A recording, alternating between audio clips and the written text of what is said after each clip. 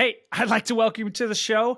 I've got a good one for you today. I'm your host, Troy Vermillion, and we'll be discussing some ideas around the importance of HR in the modern workplace. As someone who has worked with nearly every size technology company, I know firsthand how vital HR is to the company's success. And in my years of experience, I've interacted with thousands of executives and HR leaders and have learned a lot about how the C-suite actually and often perceives the HR department. So behind closed doors, many executives don't actually consider HR to be thought leaders or equals. Now, this disconnect can lead to serious problems for a company, including the lack of communication, cooperation between departments, and I believe it's essential for HR leaders to stay connected with the top of the organization and to be considered vital members of the team. And I do think that's changing. Now, with the right approach, people operation teams can make a real difference in a company's ability to succeed. So I want you to grab your coffee, kick up your feet, turn up the volume, and just enjoy this conversation.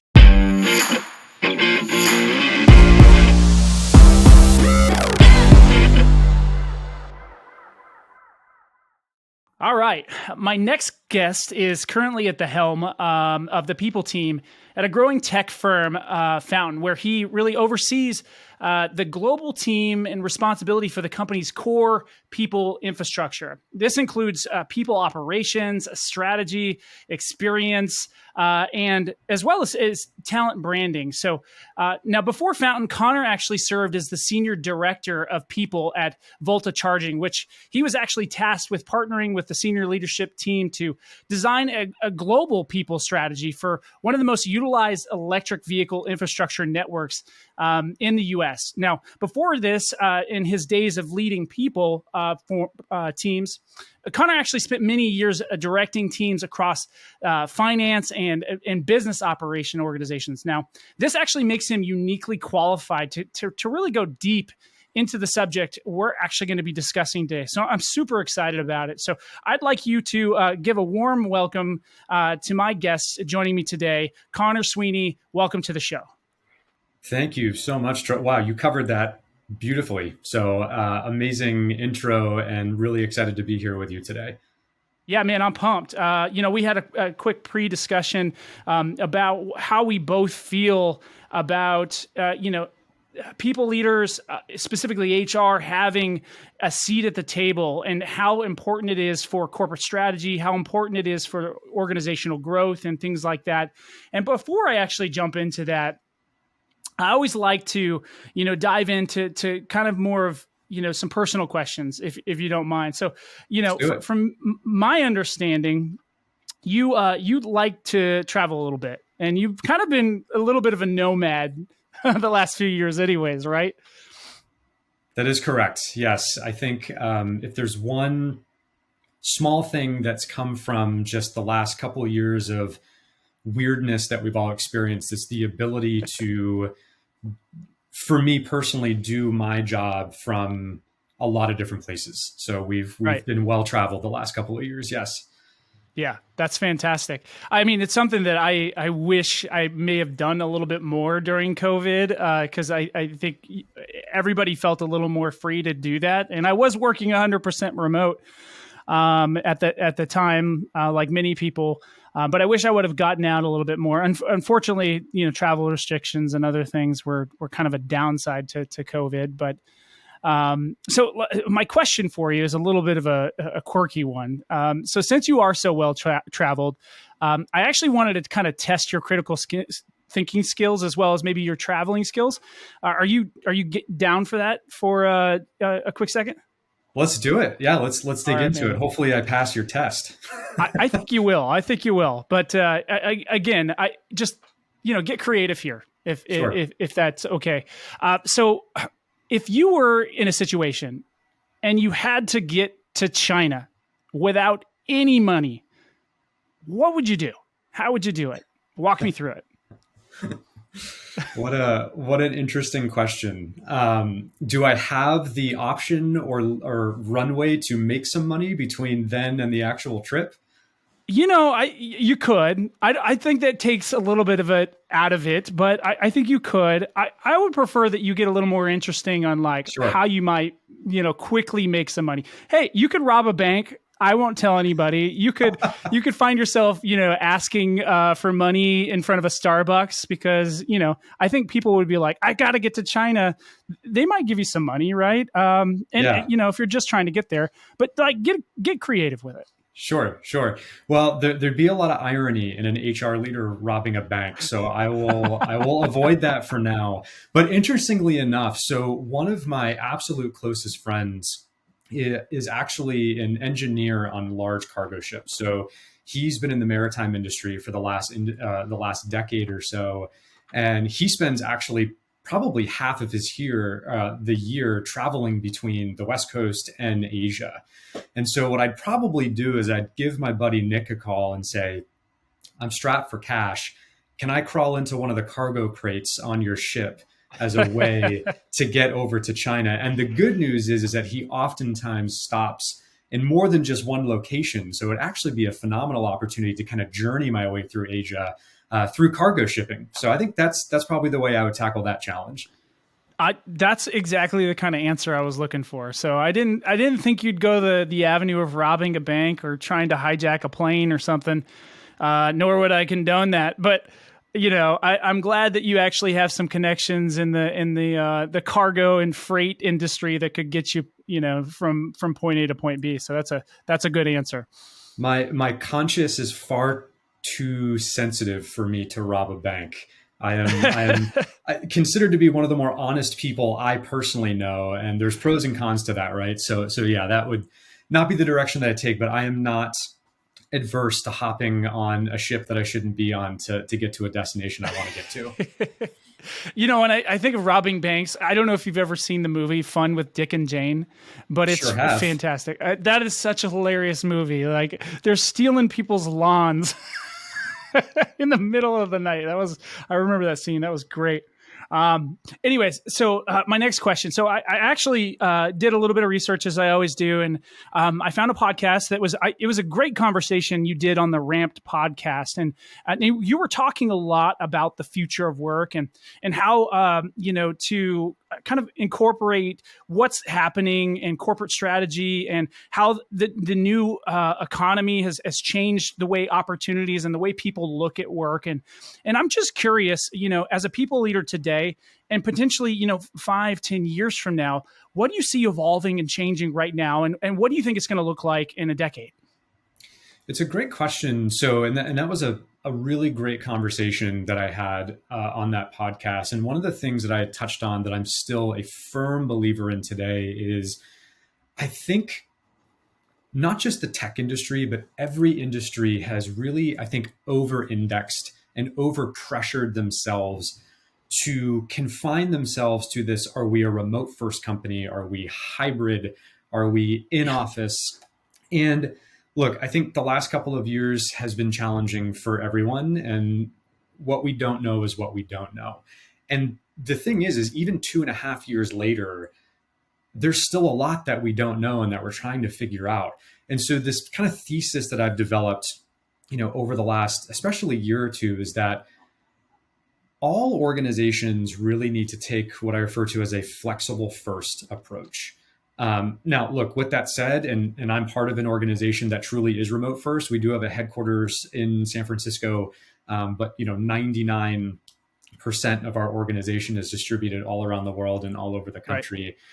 Organizations, I think, really have to take a step back and ask themselves, what is truly best for employees right now? And what is best for employees? And quite frankly, what has been best for people for a lot longer than just this pandemic era that we're living in is the ability to give people flexibility where you can, right? Mm-hmm. So if you want to be able to step foot into a WeWork or an office to interact with people live or get a project done, you should be able to do that. If you want to stay primarily at home and work remotely in your home office like I'm in right now, you should be able to do that. So organizations, where they can, really need to lean into this flexibility first mindset and stop worrying so much about what category do we fall in. So I think over time, we're going to see more and more recognition of that. I think secondly, and from a kind of a people leadership perspective, the evolution of, call it, perks and benefits is a really interesting topic for us in that community right now. When you think about specifically in the technology industry, what your average tech employee was optimizing for from a day-to-day perspective with perks and benefits versus what they're optimizing for now, it's night and day. Now, look, as an organization, if you want to offer amazing 3 catered meals a day and pay for exuberant experiences for folks, and that works for you and that works for your balance sheet, great, that's amazing.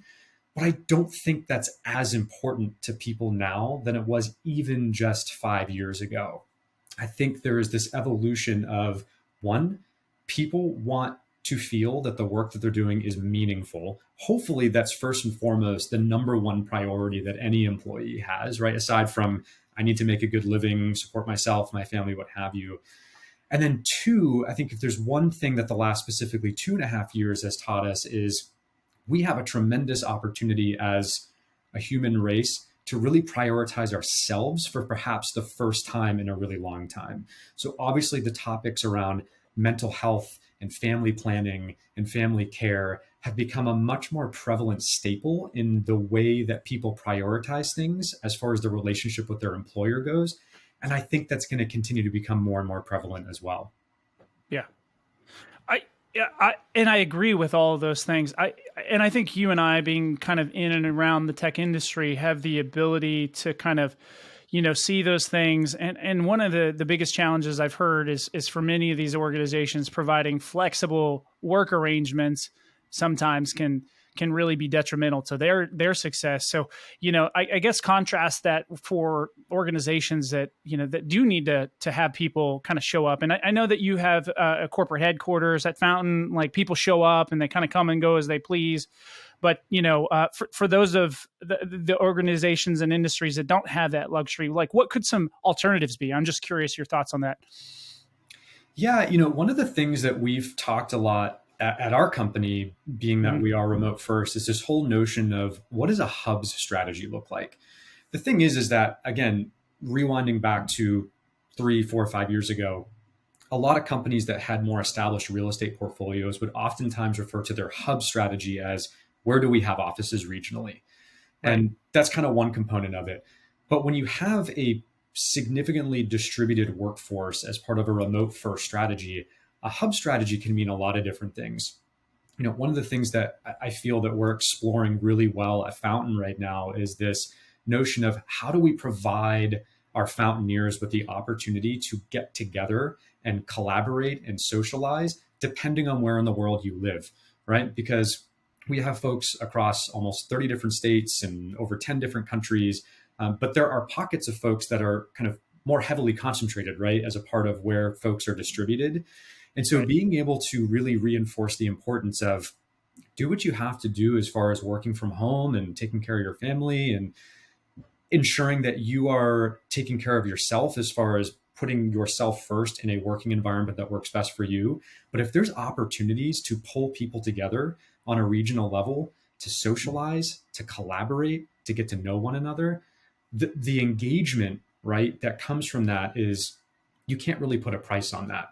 And so I think that's what I'm starting to see a lot of organizations that maybe have a heavier remote first workforce is really encouraging employees to tackle the opportunity to get together with folks in their areas. And I think it's a really simple but really powerful solution to, hey, we don't want to go and build a $20 million office in insert state or country here, but once a month, here's a budget where everybody can get together and have that same experience.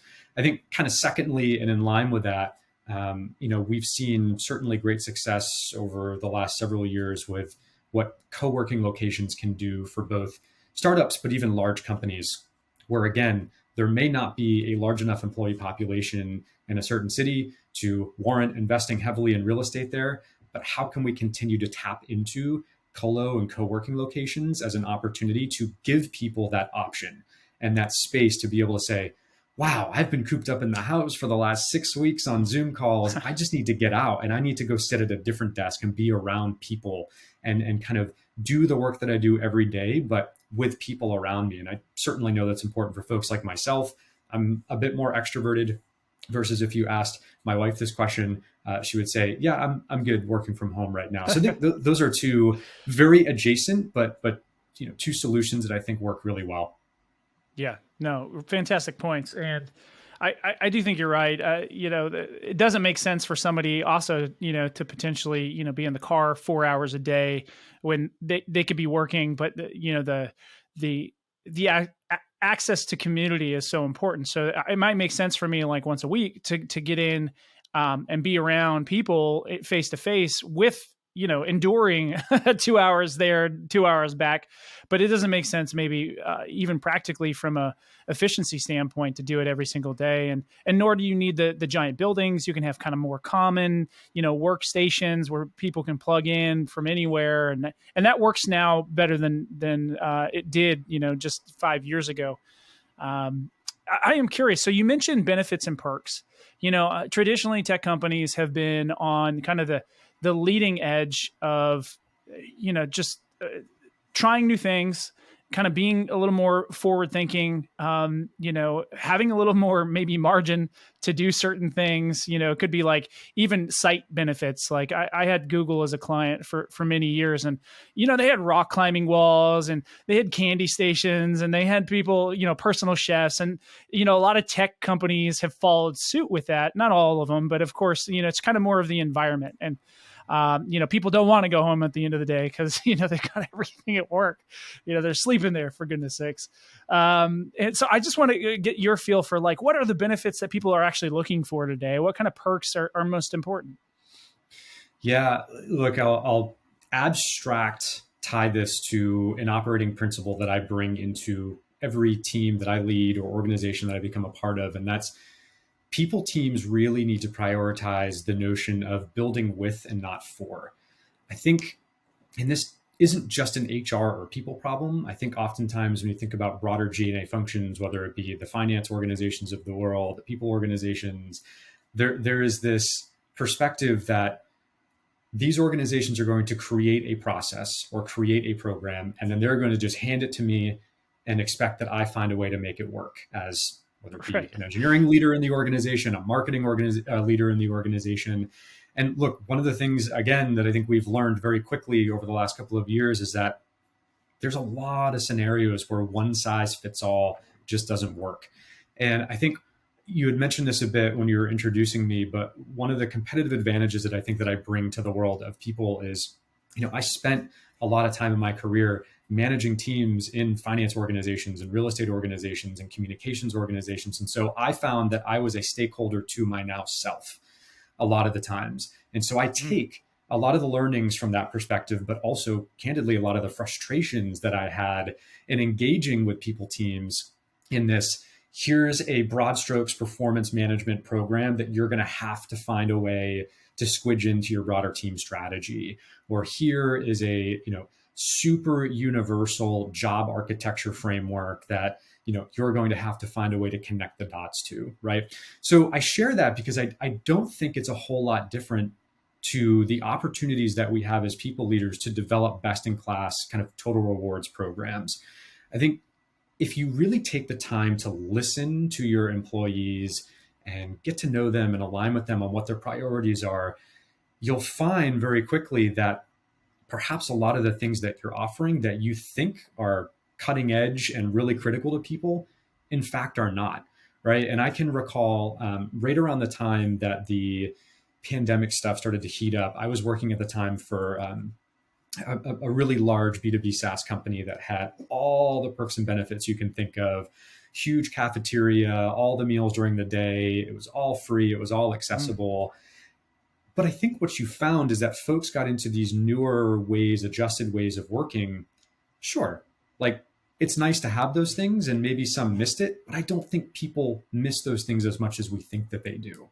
And so as I alluded to in one of the last questions that I answer, thematically, we kind of, as people right now, are focused a lot on the time we spend with our families, our health, family planning, mental health, right? These are all the categories of things that are more and more showing up in engagement surveys or really kind of structured conversations that we as people leaders are having with broader organizations around what folks are prioritizing right now. And so, I think that's what you're going to start to see a lot more showing up in kind of perks and benefits and total rewards packages, is the, accessibility to, the Spring Healths of the world, or the Carrot Fertilities of the world, or the reimbursement of gym memberships and wellness memberships. Like, that's the stuff that's showing up now as really critically important. And for what it's worth, it is really critically important. And we have to support that. Yeah, I agree. And I could probably spend the entire episode on that, because I really do think there's a lot to unpack there. Just the false beliefs that we have, and, the agenda that, a lot of the benefit, companies that exist out there are really pushing. And some people are really buying into it. So I love the fact that you're actually asking the question, like, what do you think? Build with instead of for, right? I love that. One thing that I can tell you, many HR leaders almost get stuck in their own belief system as well, and they're almost like, no, our people would never use that. I think that's the wrong approach too. They almost are not thinking that things might change, because they wouldn't want it 3 years ago, but maybe they do want it now. And so you have to ever be communicating with your people and asking the questions. You'd be surprised how many things they are actually interested in nowadays that they weren't previously. But and it may not be a benefit per se. It may just be opportunity to give them their time, the time to do something that they're passionate about. That's right. Kind of the 5 to 9 things, right, that they love. That's right. The things that drive us. And look, it sounds so silly to say this, but people leaders need to spend time with people. And I think historically, because of the confidential nature of oftentimes what we are doing behind the scenes, and some of the more programmatic work that we are building in partnership with our stakeholders, I think people leaders sometimes unintentionally alienate themselves from the organization, because there's this kind of overarching theme that a lot of, I think, kind of people practitioners will say around, HR can be a fairly lonely place. And sure, right? Like, there's a lot of things that we deal with on a day-to-day basis that we really can't talk a lot about. But when you start to think about the broad strokes, organizational health, total rewards and benefits, performance enablement, talent development, I fundamentally believe that you can't do any of those things really well if you're not spending quality time with the people in your organization. And it's not just spending time with the senior leadership team or spending time with, middle management. It's spending time with everybody and being able to take a really informed approach, seeking to understand what works best for people is what makes people leaders the most effective that they can be. And again, I know it sounds super silly and kind of a contradictory statement around, well, of course, people leaders spend time with people. The fact of the matter is, I've worked in organizations where people leaders don't spend time with anybody. Right. And that's a problem. Yeah, 100% agree. I think that almost as a default, they'll lean more one direction or the other. And the unfortunate part, the most difficult part, I think, about the role of kind of the chief human resource officer, the head of people, or, total rewards, is that there's this pool from both sides. There's the pull to please, the employees, the people, right? And then there's also this pool that you've got to, deliver on business objectives. And those things sometimes aren't always synergistic, right? They're sometimes like at odds. And I think we're moving towards, a better, kind of more equal approach to those things for the benefit of the employee, but not at the detriment of the organization, and vice versa, right? That didn't exist before. It was almost 80-20, where it was the business benefits, right, and the employee produces but doesn't quite benefit outside of the paycheck, right? And that's why people, I think, used to die in their 50s, right? Because they would work, until they were 50 years old, and they'd just die one day because it just that there was no real balance. And I think technology and some of the things that are going are giving us the freedom to step back and do more purposeful work. And I think HR has a big part to do with that, right? Kind of balancing the scales a little bit. I think one of the things that's coming up a lot more in discussions I'm having with my peers as we talk about what are some of the common broad stroke challenges that people leaders are facing right now. I think one of the bigger things is managing expectations. As people leaders, we wear a lot of hats.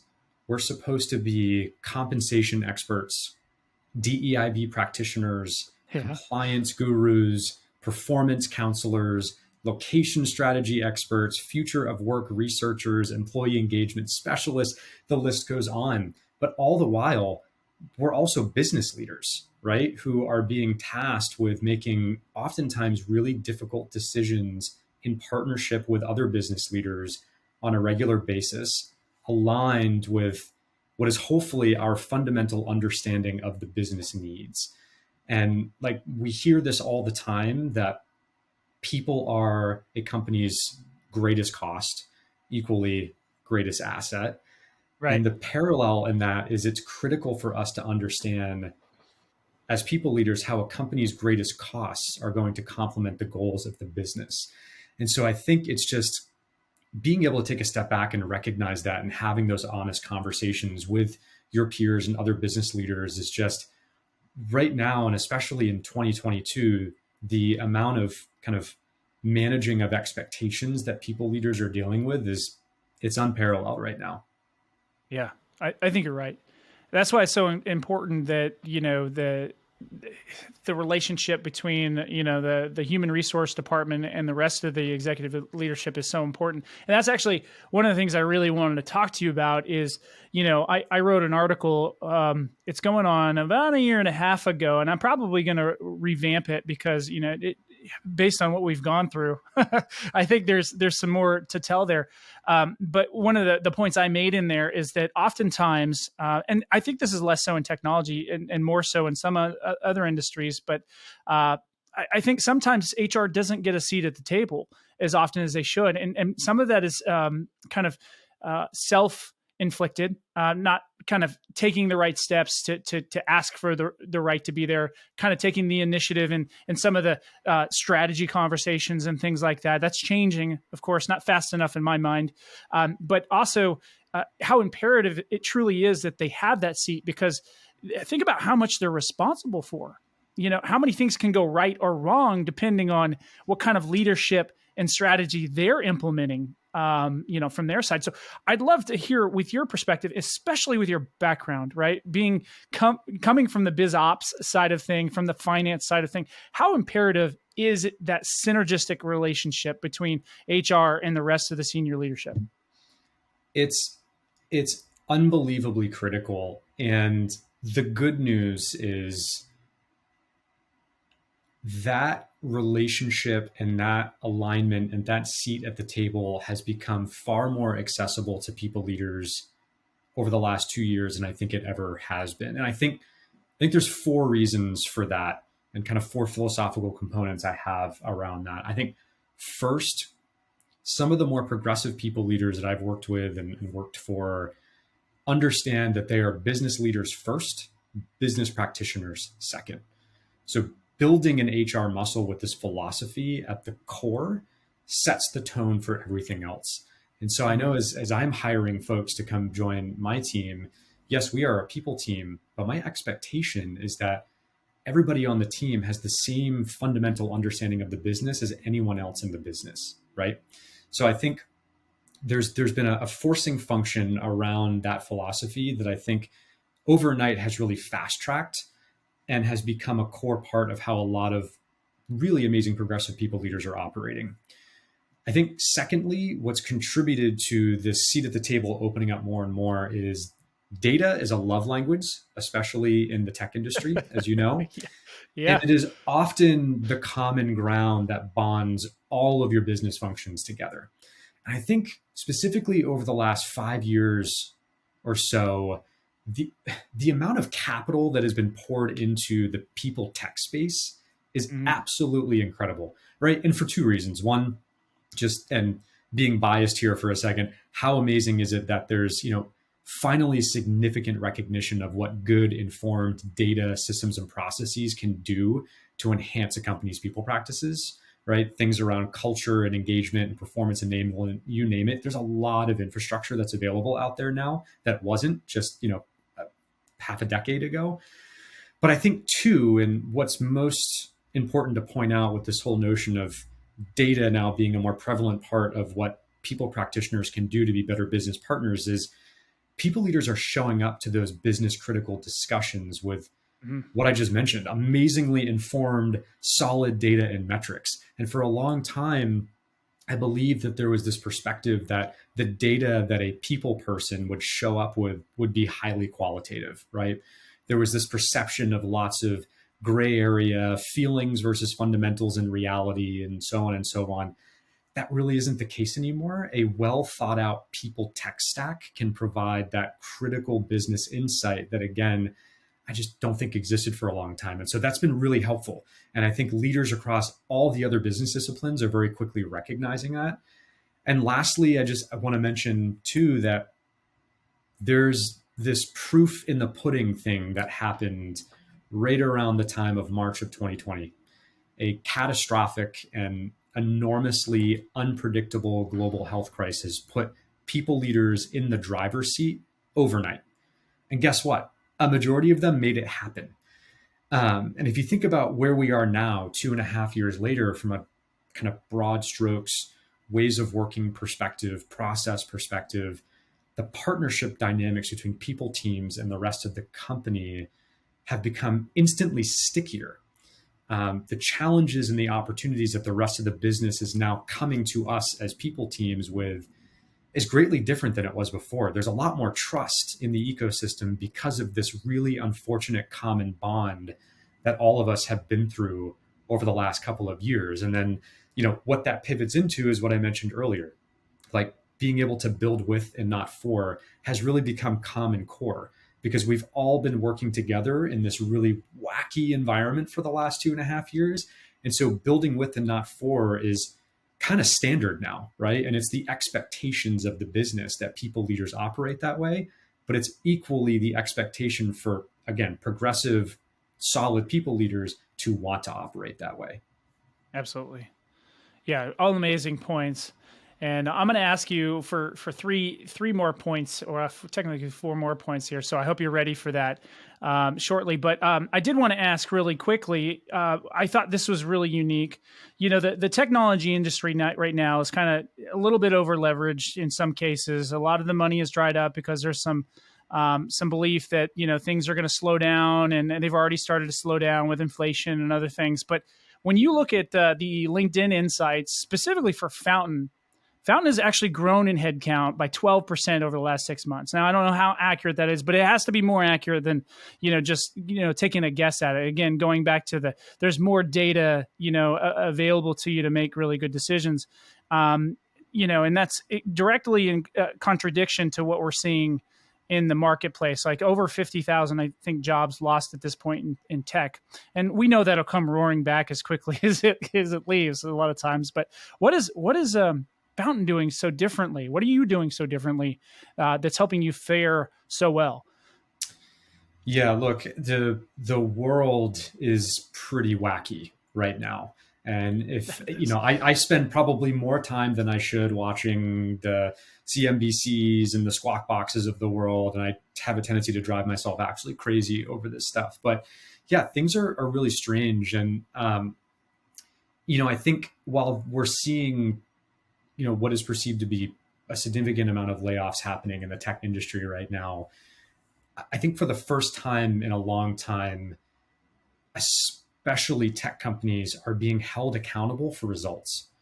And so if you think about the evolution of the way that kind of venture capital was being invested, call it 5 years ago versus today, there's obviously a lot more accountability for organizations to prove that, one, their product actually works and exists.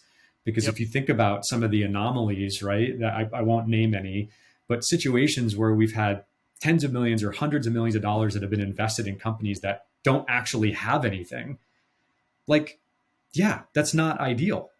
And that's not a thing right now, right? The market is going through a lot of transformation and a lot of volatility. And for the first time, there's a lot of technology companies that actually have to be held accountable for performing and having a healthy balance sheet and a proper balance between their top line and their bottom line. There's a lot of organizations that have experienced significant amounts of bloat for far longer than they should have as it relates to hiring and really understanding what are the right roles that you need at the right time in the right place. There's a lot of these fundamental questions that I think, and again, not just tech, but all businesses now are asking themselves again. And so while I don't at any point welcome massive market volatility, it's certainly not good for my portfolio. Sure. It really forces important pragmatic conversations to happen. On the fountain front, look, I don't think I talked about this, but we're about a 250 or so global SaaS company, and we're really focused on opening opportunities for the global workforce. So we're focused exclusively on hourly hiring at scale, which is, as we all know, fundamentally different from a process perspective than hiring salaried workers. And we're at the helm of a really impressive all-in-one high volume hiring platform that empowers, organizations all around the world to find, qualify, and hire the right people. And so interestingly enough, right, if you think about some of the data we're seeing, yes, there are plenty of jobs across the tech industry that unfortunately have been eliminated, but there's still really strong job growth, right, across the board. Now, when I think about the way that we think about growth, one of the things that I've been really impressed by coming into this organization is just this pragmatic perspective around sustainable growth. Because as we all know, especially Series C, Series D companies, there's this general statistic out there, right, where a lot of software companies that raise hundreds of millions of dollars burn it almost as fast as they raise it. And I think certainly us and everybody else right now trying to work through and operate in a really volatile environment, we understand that one, we never wanted to do that in the first place, but two, we have to be really mindful around connecting the dots between the business strategy and how hiring connects to that. And I think one of the kind of favorite quotes that I have is from Jack Altman, who's the founder and CEO of Lattice. He talks about kind of people strategy is business strategy, and we really need to stop thinking about the two as like separate entities. And I think what we're all going through from a macro level right now is proof that we have to stop thinking about those as two separate entities. And so, people teams spending more and more time with business leaders, really understanding from an organizational design perspective, what is it that you actually need to double ARR next year or hit that particular target or exceed your ability to launch a certain product. So, Fountain, I think we prioritize sustainable hiring. We have really amazing and mindful leaders and Fountainers all around the world that care very deeply about our mission and what it is that we're doing. And I think just in general, companies are holding themselves more accountable for needing to actually be responsible with the capital that they have. Yeah, no, 100%. And, I believe that, there are so many really amazing tech companies that exist out there doing the right things. But what usually happens, just like anything, there's always a reset. Like, everybody gets a little excited, a lot of money starts flowing around, probably to some of the wrong, wrong companies with the wrong, ideas that, again, maybe never come to fruition. But it's not always bad for the reset to happen. Unfortunately, people are impacted by it, but that's the way of life. I mean, we look at just how, the US just over the years has, you kind of, creep up, and then there's a little, sometimes a little or big crash. But, it's just kind of the ebb and flow of things. And, technology is really no different, right? Correct. So yep. I love your perspective on that. So last question for you. So, I kind of prepped you with this, but, if you were talking to your peers, right? What are three things, if they want a seat at the table, right? And maybe they don't have it today, or maybe they just started in a new organization, right? And they want to, and this is leveraging your kind of background experience, being on the other side, right? From a, biz ops standpoint, finance standpoint, like what would you say? Like, what are three things that they should do, and maybe one thing that they absolutely should not do? Yeah, I think and it goes back to my little soapbox moment earlier, but I think first and foremost, it's show up and prove that you are a business leader first and a people practitioner second, and find a way to strike a balance between the two to ensure that you are being the best business partner that you can be to the company. Secondly, is show up informed with all the data. Again, there is no excuse in 2022 and with the capabilities that we have as people teams today, the access to information that we have all around us, to not show up with data that's impactful and data that drives significant business impact and data that helps our business partners make the decisions that they're working on making. I think third is this notion of prioritize the philosophy to build with and not for. I think this goes for any business discipline, right? But when you've been doing something for a long period of time, we often get caught up on our own playbooks.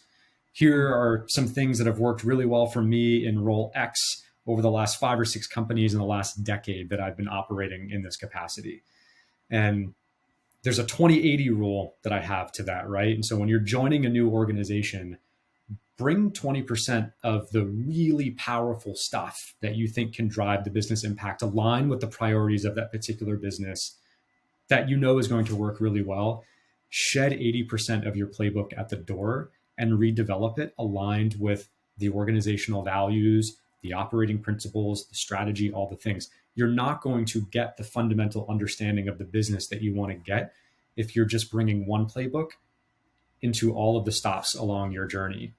And I think, the partnership organically that can be created with partnering with marketing and product and engineering and finance and all the different organizations to build really robust performance enablement programming, talent development planning, compensation philosophy.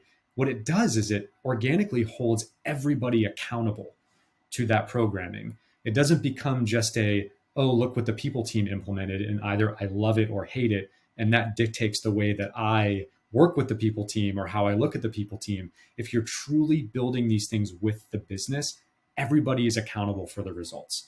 So I think those would be the 3 things that I think really can give people leaders an advantage in the seat at the table right now. And I think I already answered the earlier question is what's one thing you don't do? Don't come in with the playbook from your last organization or your last stint thinking that that's going to be the fundamental way or the silver bullet to solving the challenges from a people perspective that your current organization has. You need to take the time to seek to understand.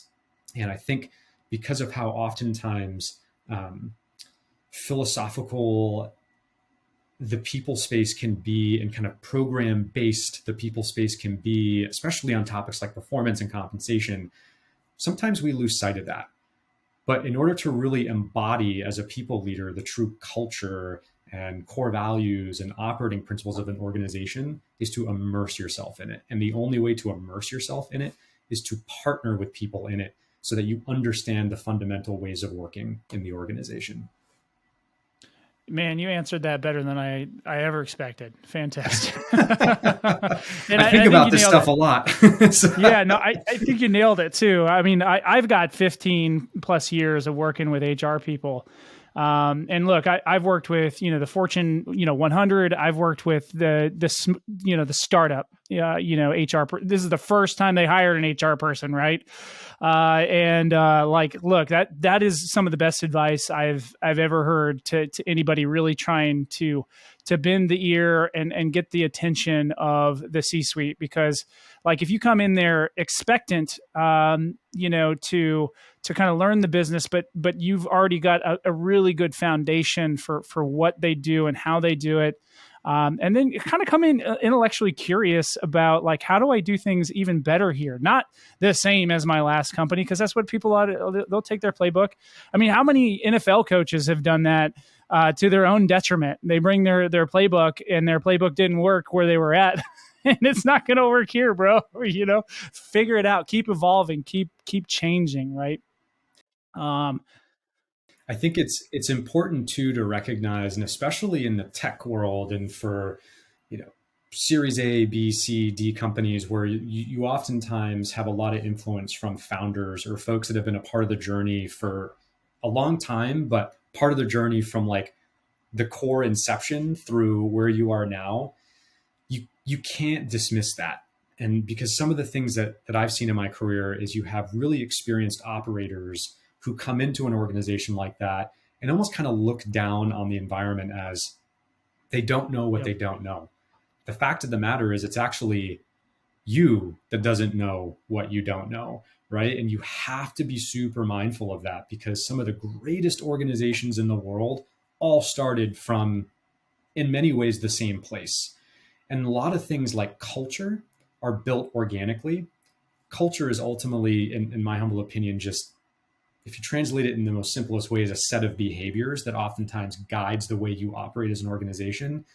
It's really critical for us as people leaders to, especially that are like me, coming into an organization that's been around for a while, that's gone through a lot of change and transformation, but has a lot of core goodness, right? From a culture perspective, get aligned with that. Don't dismiss it and come in thinking that I'm going to scale it in a very different way. Learn from it, embrace it, make the tweaks along the way in partnership with the business where necessary. I've seen this particular scenario go wrong many times, and it's sometimes too late to fix it.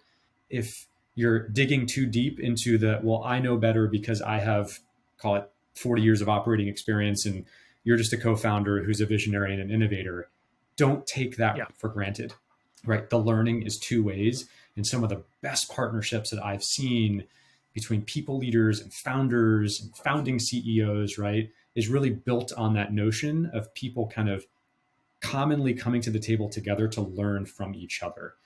It's not easy, but it's really important. Imperative. Yeah, for sure. Yes. Good points. Well, man, this was a good conversation, Conor. And, I always appreciate, when somebody like yourself comes on here and really just spreads some good news. Cause like, look, there's a lot of good things to be focused on regardless of, the economic, situation and so forth. And there's, sometimes HR gets to be the bad guy or bad girl, in the scenario, and that's unfortunate. But, I think that the unsung hero many times is your department. And so thanks for doing the good work as well. If people were looking to like connect with you, chat with you, follow you, or just annoy you, where would they find you? I am an avid user and believer in the power of LinkedIn. So I am probably on LinkedIn more than I should be. It's interesting. It's interesting how this element of kind of social media and professional networking has come together, and what for me personally is fairly distracting from time to time. But it's my favorite platform. I love connecting with folks organically, having these types of conversations, providing guidance, equally learning from people. So do not hesitate to reach out to me on LinkedIn. I'm always happy to connect over a cup of coffee, tea, glass of wine, whatever it is. It can be really valuable. And some of the best relationships over the years that I've developed with now mentors and friends have been developed very organically through those types of scenarios. So that's where you can find me. I agree. That's how we met, man. So hashtag LinkedIn, man. That's right. And connect with me as well. Connect with Conor. If you liked what Conor had to say, if you didn't like what Conor had to say, make sure you boop the like button so you you can follow the comments and stay connected. I think that obviously if somebody didn't like it, it's because they're bitter or something like that. Because I thought it was all really good stuff and insights. And you weren't spitting fire at anybody, so it was good. And then, make sure you hit that subscribe button and just stay connected. You can find the What the Tech podcast really anywhere you're looking, Spotify, Apple Podcast. I'm sure that Conor here will have his own podcast at some point, so we'll make sure that we tag that when he starts his own, because he's incredibly qualified to do that. But I do appreciate you coming on here, man. This was a lot of fun, and I look forward to the next time we get to touch base and reconnect, my man. Absolutely. No, Troy, I commend you for what you're doing here. I'm looking forward to following your journey, and it's been a lot of fun. Thanks for having me. Thanks, man.